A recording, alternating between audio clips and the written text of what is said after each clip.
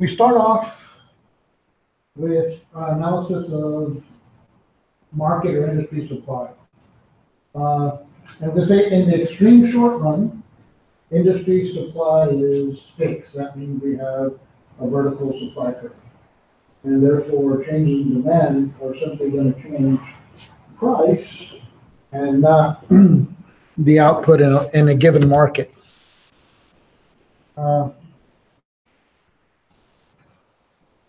Okay. Then, in the intermediate run, the supply curve turns upward sloping. And we're going to see, or we actually saw last week, that upward sloping supply curve, right, for certain firms was the marginal cost curve for a firm. For the industry, it's just a horizontal summation, right, of those marginal cost curves. Okay. And that industry that we talked about was perfectly competitive. In a perfectly competitive industry, there's a large number of firms. They sell the same thing. That means the product's homogeneous. They're profit maximizers. They're price takers. We assume that there's perfect information. That means I know everything about the buyers and the sellers in the market. I know the producers. I know what their costs are. I know what they sell. I know pretty much everything. They can't hide anything. There's no transaction costs. And finally, there's free exit and entry. It's easy to get in and out of this market. Okay. As I said, it's the industry supply curve is upward sloping in the medium term. And it's simply the horizontal summation of all the individual supply curves. In this one, we're just assuming that I have one supplier who is willing to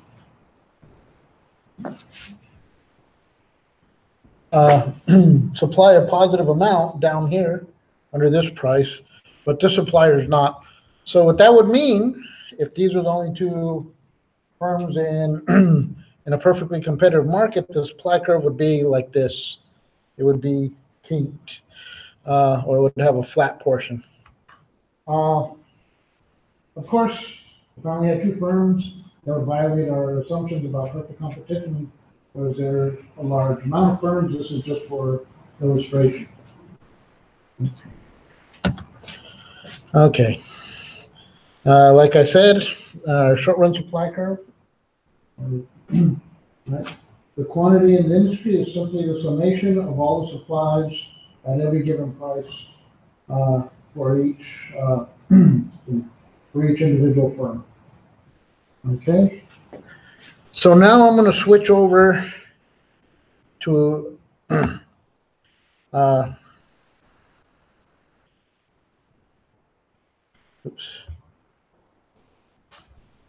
to another lecture.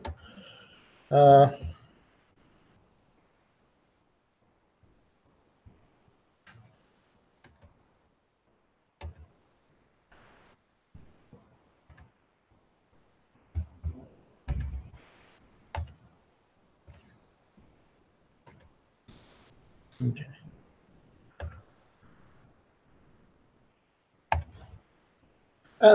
This is basically what we talked about a while ago. It's basically the same thing, just a little more detailed, and I have less things like zero transaction costs and things, 2 or 3 things. But they're implied inside this. Oops. Okay.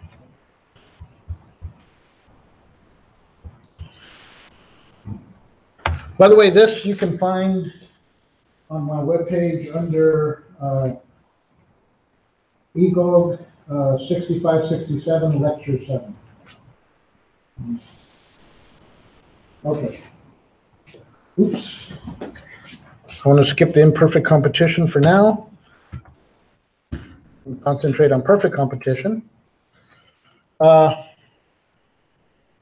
Just like any other market, My market price is determined by the intersection of the industry or market demand curve and the market supply curve. Right?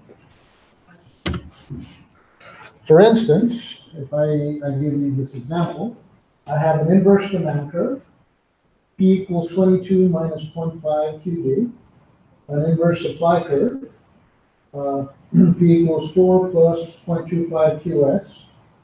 Basically, I just set P equal to P, and then solve for, and then say QS equal to QD and solve for Q.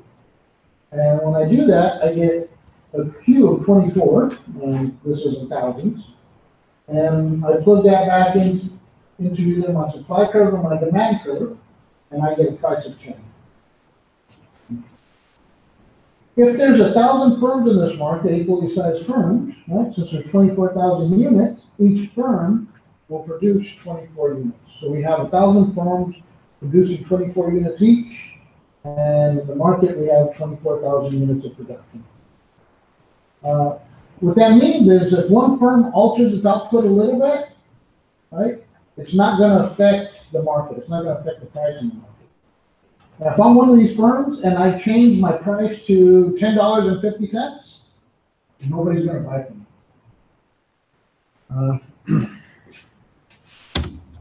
Okay. Here's another example.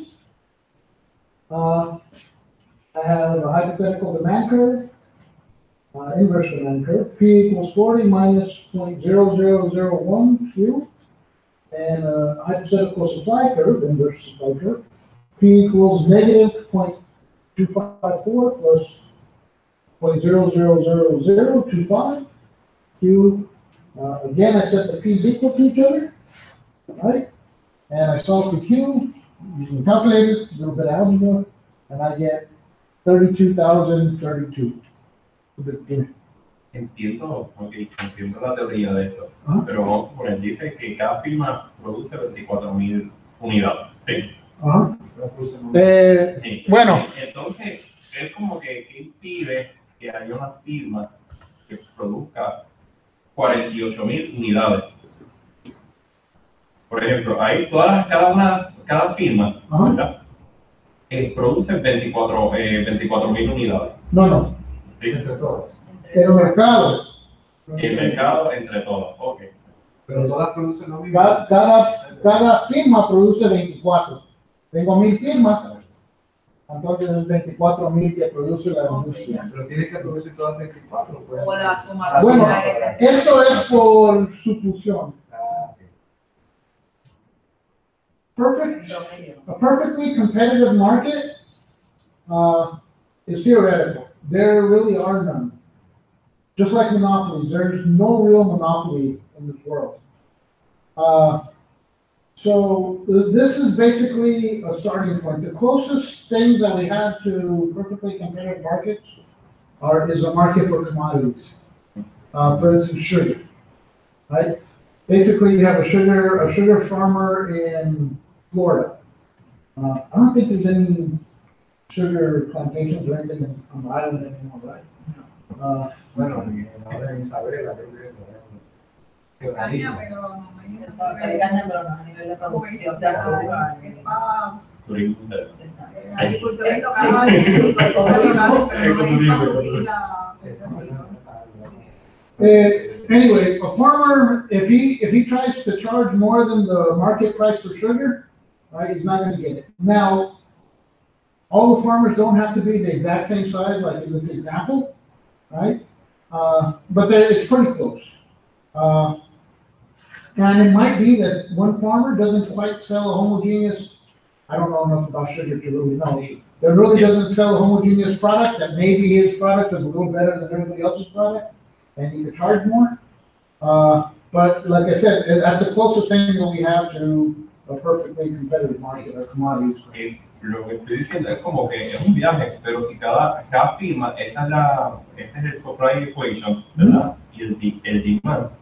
¿Qué impide, por ejemplo, que haya una combinación de, en vez de haber 1000 firmas, haya 999, donde una produzca 48 unidades, venda 48 unidades? ¿Qué es lo que ocasiona que limite? Ok. Si eso es verdad, eso quiere decir que el costo de ellos es diferente que las otras firmas. Aquí yo estoy asumiendo que todos tienen el mismo costo marginal.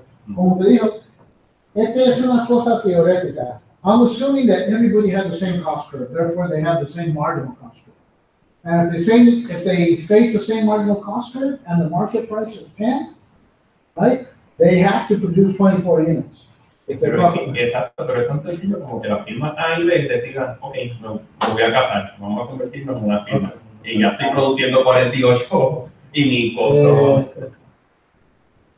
Cuando las firmas se unen, no dicen, oh, nos unimos como firma, y ¿sabes qué? Vamos a bajar a 24 porque ese es el punto.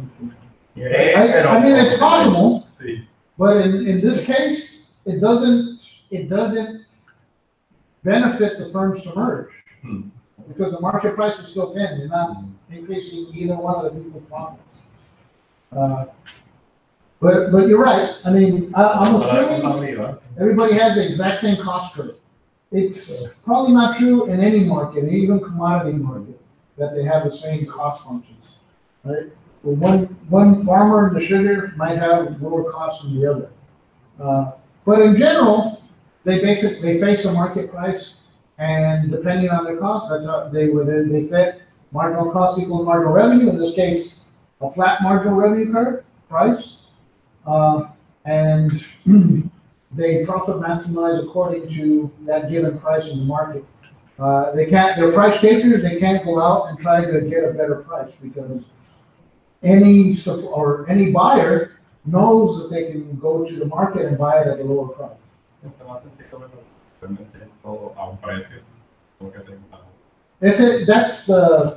That's just a perfect competition. All those other assumptions, like I said, that's what brings it away from reality.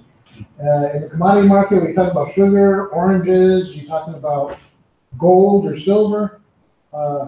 That's basically it. If I buy it on the market, I can buy it at a certain price. I don't have to buy it from somebody who's trying to sell it to me at a higher price. Pork bellies, meat, whatever it is, whether those commodities that have price, and there's really no difference between different suppliers. Oil, on the other hand, if you're from West Texas, you have a certain price. If you're from England and they're selling North Sea crude, there's a certain price. Now, those two prices are different, and it's still oil, but basically, if you're from West Texas, that's the price you're going to get. If you're from Brent, that's the price you're going to get. The Saudis, they get a certain price for their oil, and that's pretty much it. Además, no han decidido the factors of oil production, no? And we're going to see that these firms don't make an economic profit. And the reason for that is our assumption of free entry and exit. If people are making good money on these commodities and people see that, people will enter the market. If it's easy to enter, they'll enter the market and increase supply and drive price down.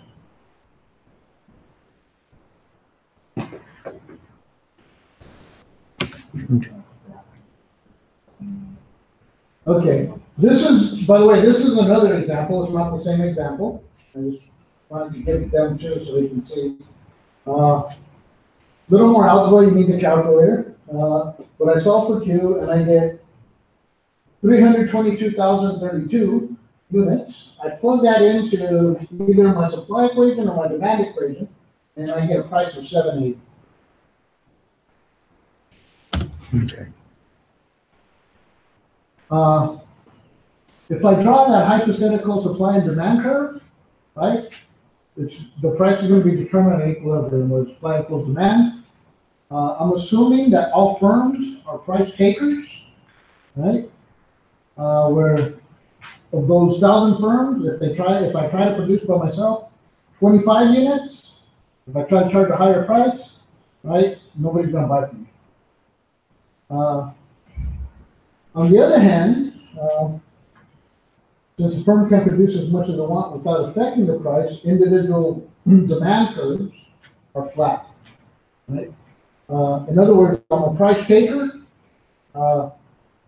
Basically, my demand curve is along the price, either 7, 8, or 10 in our example. So here's our market supply and demand from the first example, where price is 10 and quantity is 24,000 for the entire industry. And here's our second example, can you see this? So I have our supply curve, our hypothetical inverse demand curve, and where they meet at a price of 780 for the firm, its demand curve is perfectly elastic. Basically, I have to accept the price. The demand for my product is 780, at 780. I don't have a downward sloping demand curve. It's perfectly elastic. And what that means is I can produce as much as I want at 780. But I'm not going to produce as much as I want, right? Because we're assuming these are profit maximizing firms. Okay. And this is for my managerial economics class, of course. It's important for managers to understand the factors that cause supply and demand to shift. Things like changes in technology or changes in input prices.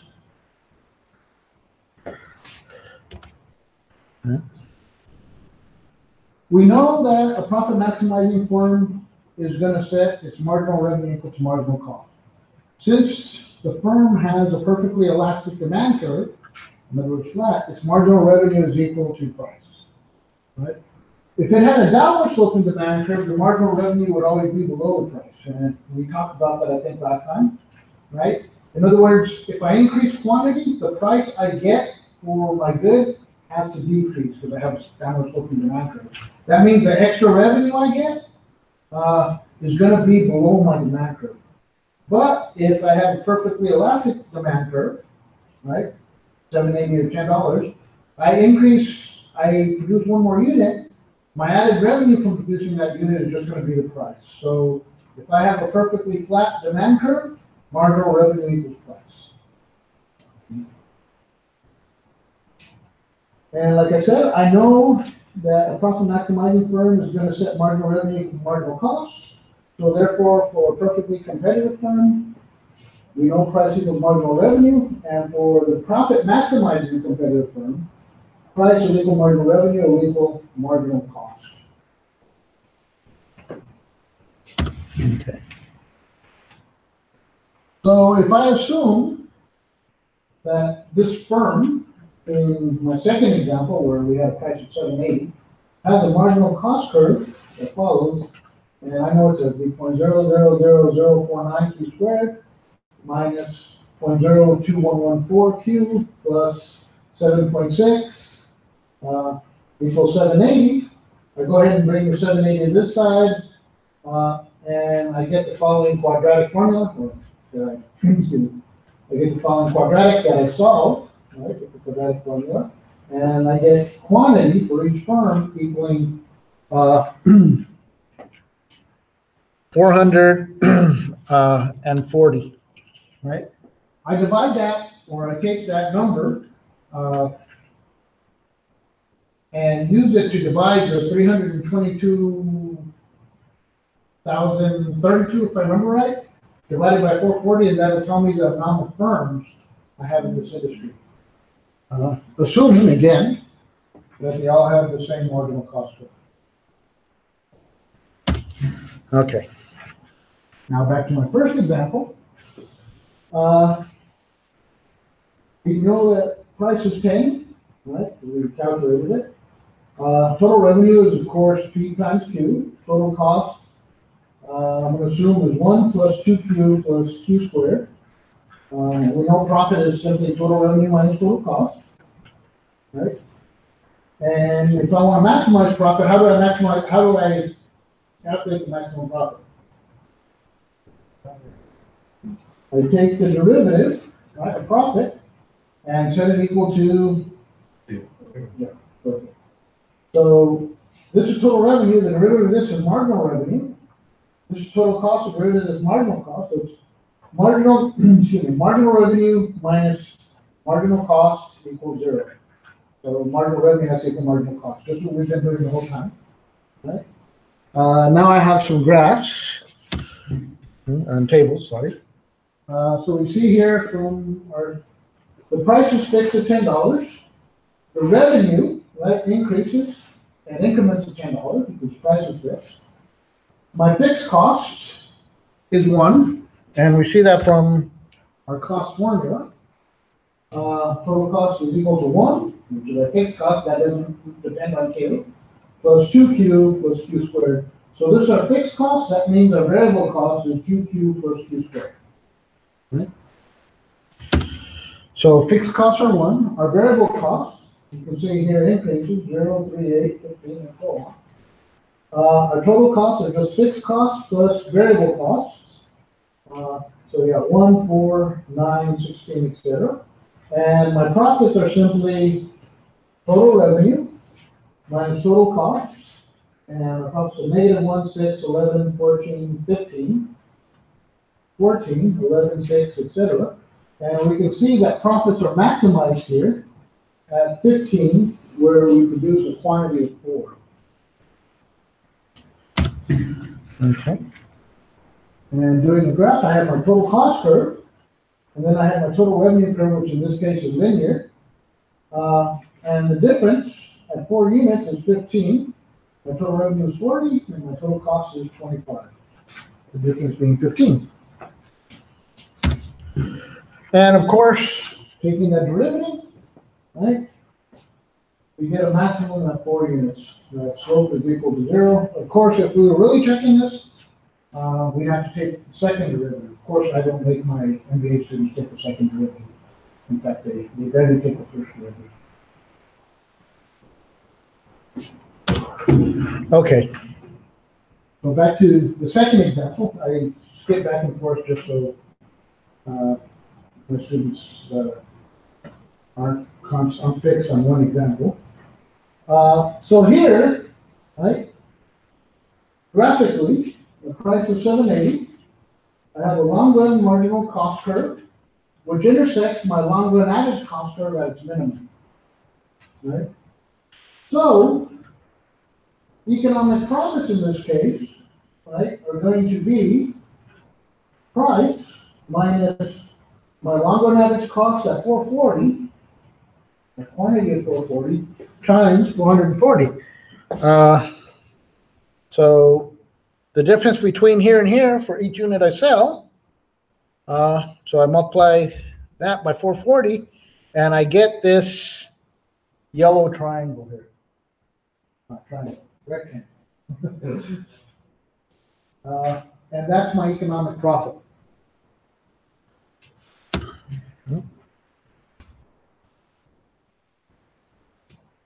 In that graph, like I said, the shaded area is profit, or the shaded rectangle is profit. The industry supply is just the sum of each firm in the industry, so I sum up those marginal costs.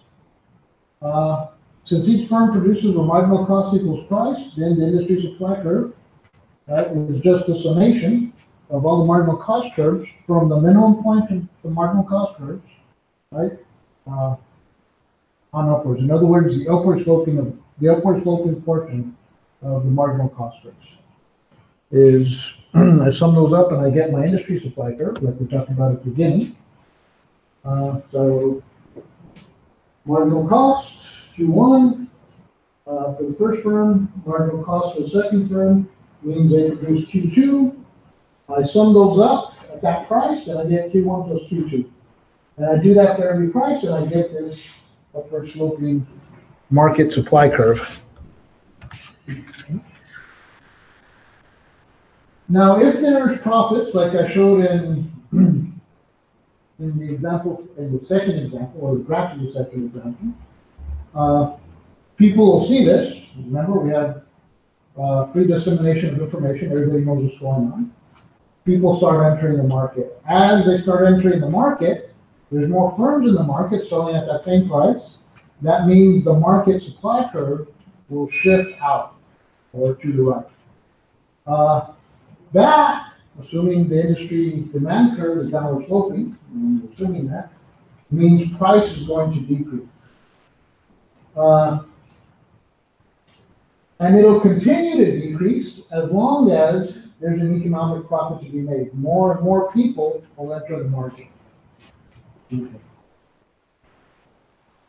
And as long as there's an economic profit to be made, we have more people entering up until the point where there's no more economic profit to be made. Right? Once economic profit is zero, people stop entering. And that's where price is stable. So in the long run, my long run average cost curve is going to be equal to price, and that's going to be equal to the long run marginal cost curve. I know that the long run average cost curve, I know that the long run marginal cost curve intersects the long run average cost curve at its, help me out here. Where do they intersect? Where does marginal cost intersect average cost?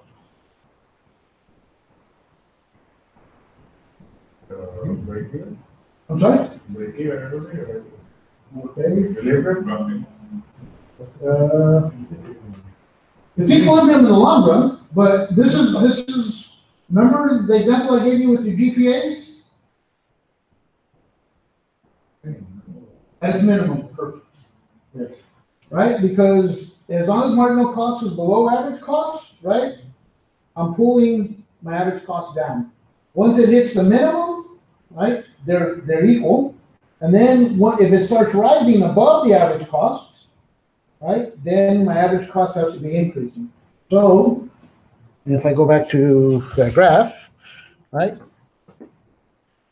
My long run marginal cost curve intersects the long run average cost curve at its minimum.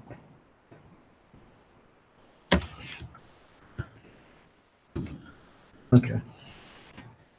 Now, the truth is, I put 440 here. The firms aren't going to be producing 440 anymore, right? 440 would have been up here somewhere. It would be less than 440. I even calculated, but it's going to be at the minimum, right, of my long run average cost curve, where my long run average cost, right, equals long run marginal cost equals the price. At that point, there is zero economic profit to be made. Remember, that doesn't mean the owners of these firms are starving. It just means they can't do better elsewhere. They're still making an accounting profit. Just when we take into account opportunity costs, the profit's going to zero. That's economic profit. Okay.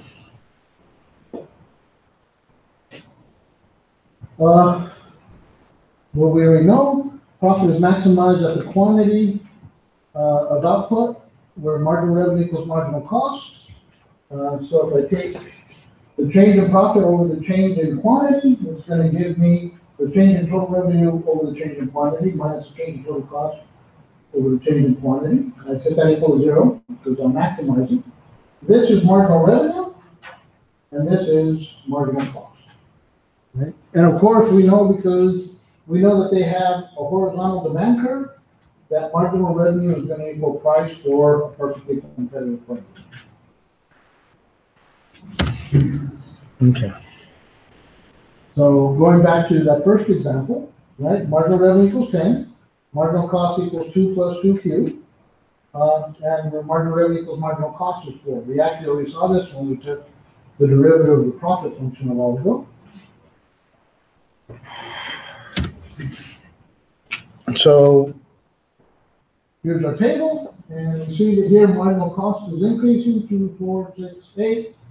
Marginal revenue is constant at 10, but they're equal, we're both at 10 at 4 units. Graphically, right? Linear, I have a linear marginal cost curve and my horizontal demand curve, and they intersect at 4 units.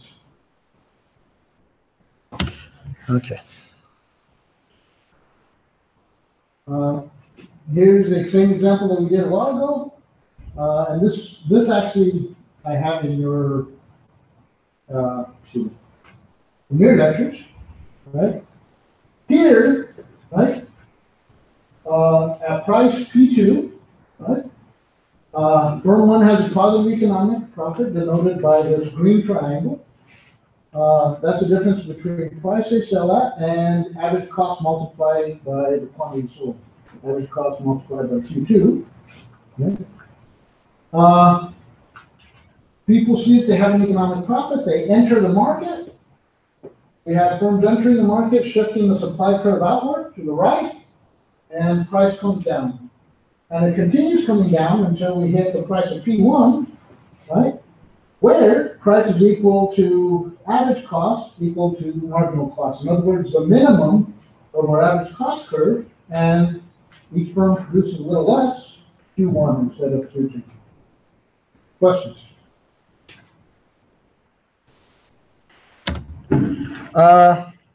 Here's another example, and I have to talk to this because the curves always get shifted on this graph. You'll see it on the other lecture too. I fix it and then they shift back. And I'm not sure why exactly PowerPoint does that, but it does it. But in this case, right, I have a marginal cost, which is supposed to intersect my average cost right at its minimum, which would be over here, but it got shifted over a little. But either way, in this case, right, and the Q1 and Q2 got shifted too. In this case, right, where price equals marginal cost is where they produce, I go up to the average cost curve, and that gives me my loss at Q1 for that unit. I sum up all the units I sold up to Q1, and I get this green triangle. That is my economic loss. As firms realize they're making economic loss, what happens? They leave the industry. As they leave the industry,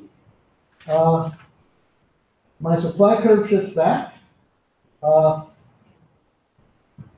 and there should be back over here. My price increases up into a point where I'm supposed to be at its minimum point with a higher, with a higher price and no economic loss.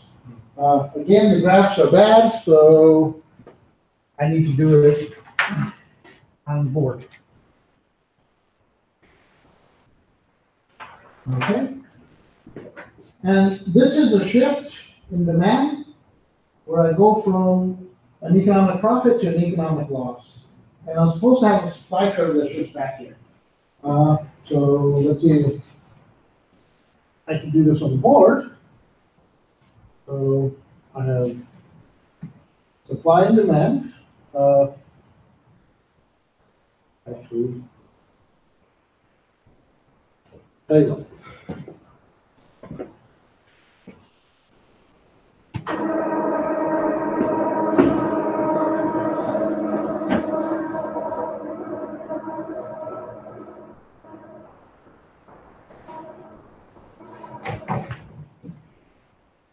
Okay. So initially, I have a price, we'll call it P1.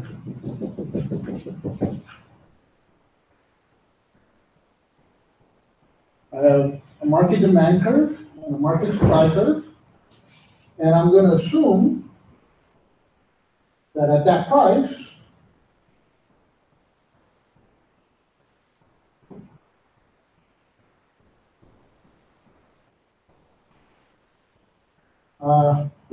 these firms are making an economic profit. Okay. For some reason, people stop liking this product, right? And demand shifts down, call it D prime, and at that new price in the market, right? So here I'm going to call that Q1 for the original price. After demand shifts, I'll call it Q2. Okay. At this price, these firms now are making an economic loss.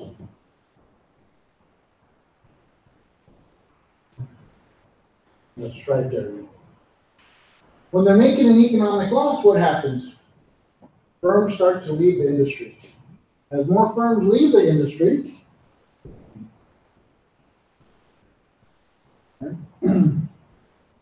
supply goes back, I'll call it S prime.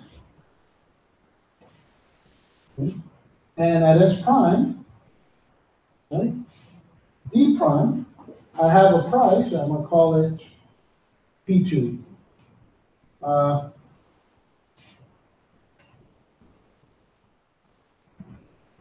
Oops, it should be here.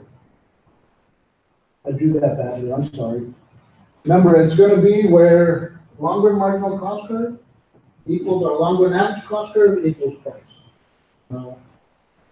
And that's P2. And that's gonna, actually, you can call it P3 because I want Q3. This price down here would be Q2. Okay, questions? P3 and profit will be zero. Profit will be zero. And under perfect competition, that's gonna be, our long run equilibrium or our long run situation where profits are zero because we have free entry and exit. People will enter the market or leave the market depending on what the economic profit is. And when the economic profit is zero, there's no more incentive to either enter or leave the market. Okay. The shutdown point. Now, what I'm talking about is the long run. In the short run, firms continue to operate, right? As long as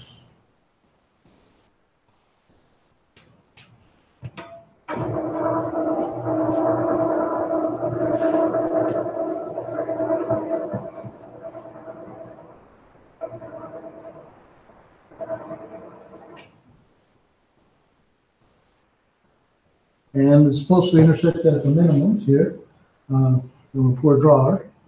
But as long as, right, you're above the, excuse me, you're above the average cost curve in the short run, the firm will continue to operate, even though they might be making a short run loss. In other words, their average variable cost is above price.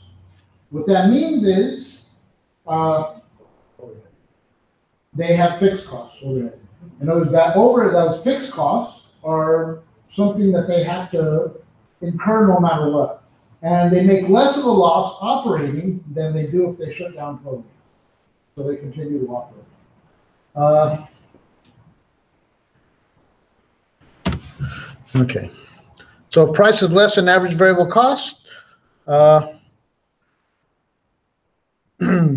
shut down and produce negative profits will equal total fixed costs. Since the fixed costs are included whether the company operates or not, it should not shut down. And here's a graph, right? In other words, as long as the price is above P3 in the market, I continue to operate in the short run. If it goes below P3, say to P1, I shut down. ¿Eh? ¿Perdona? La gráfica de acá, no, pero la que dibujó, el variable cost va por abajo de. Oh, yes, I'm sorry. You're absolutely right. Because average costs include average fixed costs, yes. Thank you. So as long as price is above P3, I continue to operate. If it's below P3, say if P1, I shut down. If it's at P3, I may get that P2 shutting down. But here at P0, I'm making a profit. Here, I'm making a short run loss. But we know that in the long run, there are no, there are no fixed costs, right? All costs are variable. So my average variable costs and my long run average costs are the same, right? Once I have no fixed costs, if the price is below the minimum, my long run average costs, I shut down. So, and in this case, right? He would shut down. Why you don't have fixed costs of the road? I'm sorry? Why you don't have, ¿por qué no tiene costs of the road? Oye, puede abrir- Porque todo es variable. Puede abrir una otra fábrica, o puede ser, pero en el corto plazo tú no puedes como que Ah, aumentar la maquinaria, ya. a largo plazo, sí. Okay. Next thing I want to define is marginal revenue product. Marginal revenue product is simply marginal revenue times marginal product. When we talked about isoquants, we had a production curve. We took the derivative of that production curve with respect to labor, capital, or any input. We got the marginal product. Marginal revenue product is equal to marginal revenue times marginal product. We maximize profits where marginal revenue product is equal to marginal expenditures. If you have a perfectly competitive input market, say in labor, basically what that means is wages are fixed. So that means the marginal revenue product would equal wages. A long time ago, when I first started teaching economics as a teaching assistant, actually I wasn't teaching economics, I was teaching a lab for the economics course to help the students pass the course. The professor would write marginal revenue product equal to wage, and basically we teach them that. Here for my MBA class, I make it a little more complex, right? Where my marginal expenditure is the change in total cost with respect to labor. So marginal expenditure of labor, that's the change in total cost over the change in Q, the change in Q over the change in L. This is simply mathematical. I multiply by 1, right? Change in Q over change in Q. This is my marginal cost. This is my marginal product of labor. So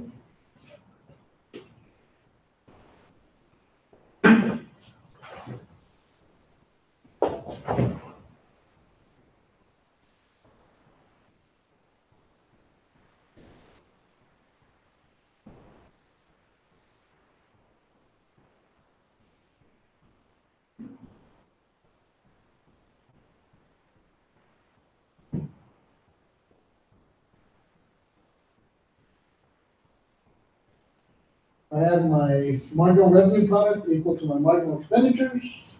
Marginal revenue product is marginal revenue times marginal product. That equals marginal cost times marginal product. I cancel the marginal products.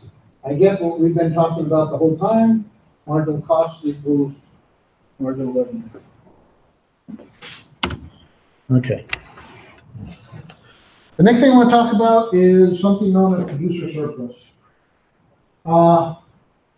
It's simply the difference between the market price and the reservation price that the firm is willing to produce at, or the price that the producer is willing to receive a good or service. So the firm reservation price is the marginal cost of production above the shutdown point. Producer surplus is the difference between a firm's supply curve and the price they get in the perfect competition. So graphically, it looks like this. Can you see the shaded area in the blue? Basically, this area right here is producer surplus.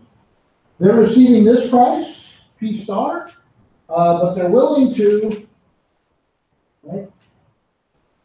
Excuse me. They're willing to supply at different prices, or down here, at this price, they're willing to produce this much. Up here, they're willing to produce at price DE. And basically the difference between what they're willing to produce and what they actually received is a producer surplus. I sum those all up, and that's the total producer surplus. I don't know if that's clear, but this is a producer surplus, which is area B. Area A is known as consumer surplus. It's the difference between what the consumer was willing to pay and what they actually had to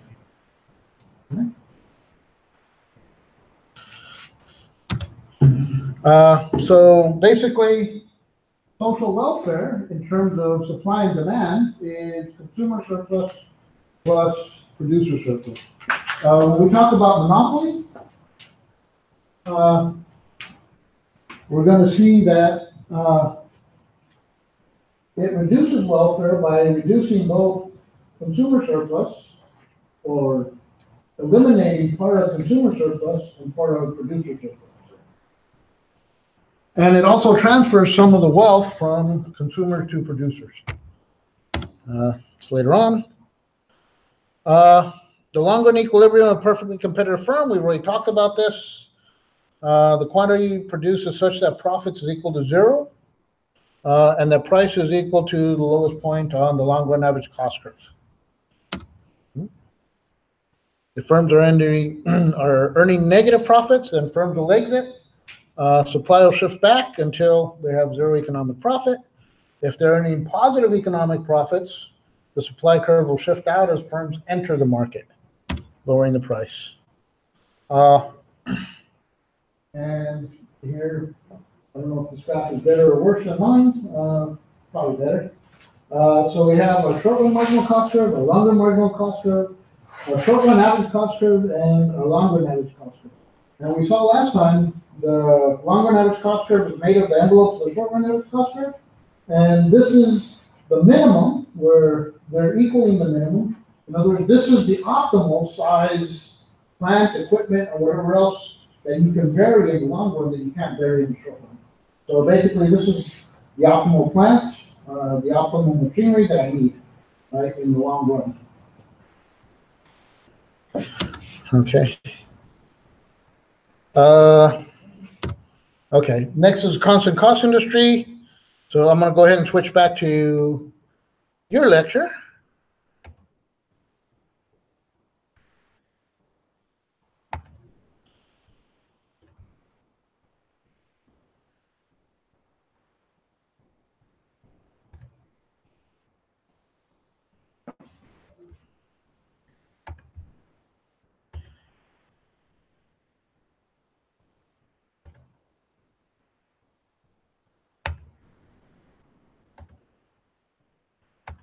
Okay.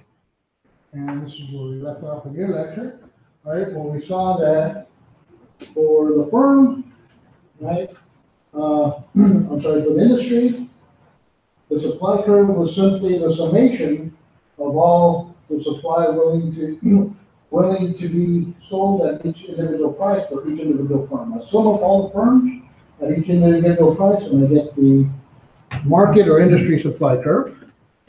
And of course, the quantity that they're willing to produce is a function of the price or the output price and their input prices. In this case, we're assuming their inputs are capital and labor, where B is the price of capital and W is the price of labor.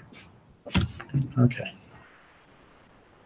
Just like demand, we can illustrate the elasticity of our supply curve, right? So we don't like demand, we don't want to just rely on the slope. We want to figure out the elasticity. Since it's upward sloping, right? I don't have to take the absolute value. Right? I just take, to make it easier to understand, I just take the raw number. Okay.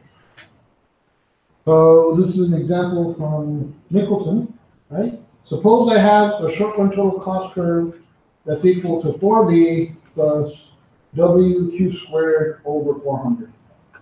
Right? So in a perfect computation, we're price takers. We have that horizontal demand curve, so price equals marginal revenue. And it's profit maximizing point, like we saw, price equals marginal revenue equals marginal cost. So here, price equals a short run marginal cost. And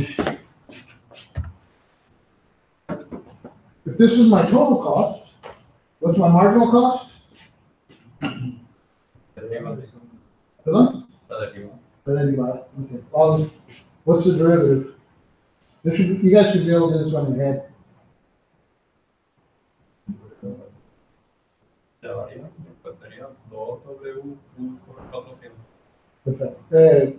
Okay, yeah, both you got it. Perfect. I was taking it one step further in my head. The over 200 instead of the 2 in front. That's okay. But that's perfect. Right? That's our marginal cost. which is exactly what he said, not, and I take it one step further, didn't need to. I solved for Q, and I get Q is equal to 200 P over W, right? That's my supply curve. If W is equal to 4, just an assumption, I'm pulling that out of the air, then my supply curve for this individual firm is 50P. If there are 100 firms in the industry, I just sum that by 100, so I have 100 times 50P or 5,000 P, right? That's the industry supply curve, assuming all firms have the same marginal cost or the same cost. If wages increase to 5 instead of 4, then the new supply curve, right, the new individual supply curve is going to be equal to 40P, and multiply that by 100. And of course, in that case, when the price increases, we might end up with more firms, but assuming we have the same number of firms, 100, the market supply curve is going to be equal to 4,000P. Okay. Therefore, the industry supply, in that case, is equal to 4,000 times P times Q. Why 4,000?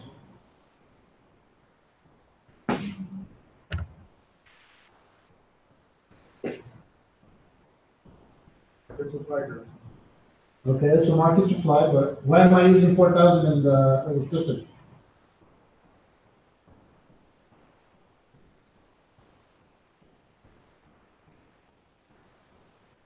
That's what the markets operate. Okay.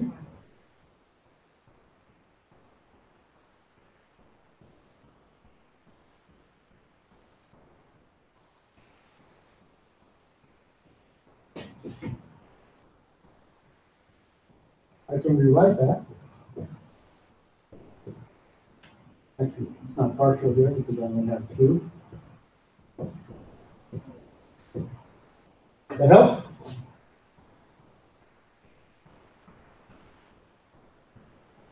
What's the derivative of my market supply with respect to P? If this is my market supply curve, what's the derivative with respect to P? Q equals 4,000 P? I see some heads nodding, but I want the answer. What's the answer? What's the derivative of this with respect to P? From me. Perfect. So that first part, right, this is supposed to equal. This first part is 4,000. And just multiply it by P times Q. Right? Oh, I'm sorry, P over Q. So this is my elasticity of supply. In this case, it just ends up being 1. We have unitary elasticity from our supply function. Okay. Here, I take it one step further, right? I have my market. I have the firm that faces the price taker, and I have the individual, right? In this case, demand for a product goes up. Each individual demand goes up. That means the market demand goes up, and that means that each firm, right, will receive a higher price for their product. Assuming costs stay the same, what that means is firms will enter the industry. Questions? Okay.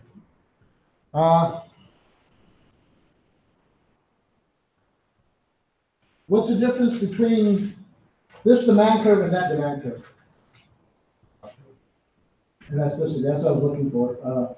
Usually people say slope, and that's true. Slopes are different. But I see here that when supply changes, right, if the demand curve is more inelastic, I get a bigger change in price than when it's more elastic. Okay.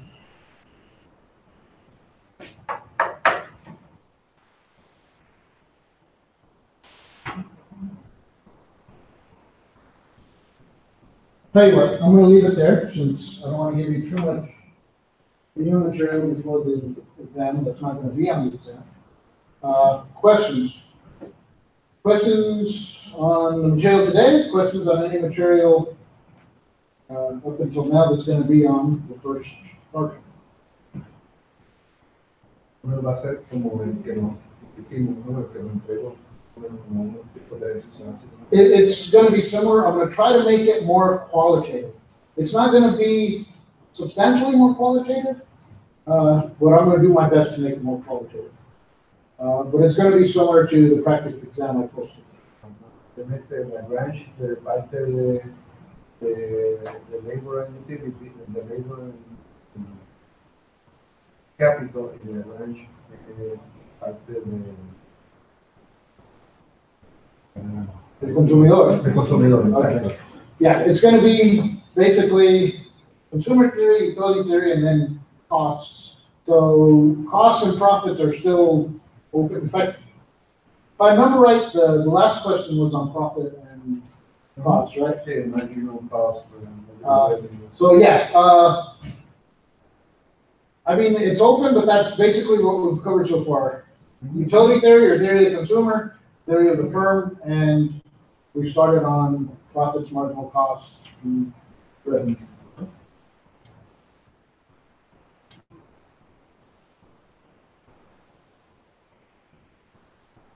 No questions? All right, have a good weekend. I'm not gonna tell you not to study too hard, because I want you to study hard. So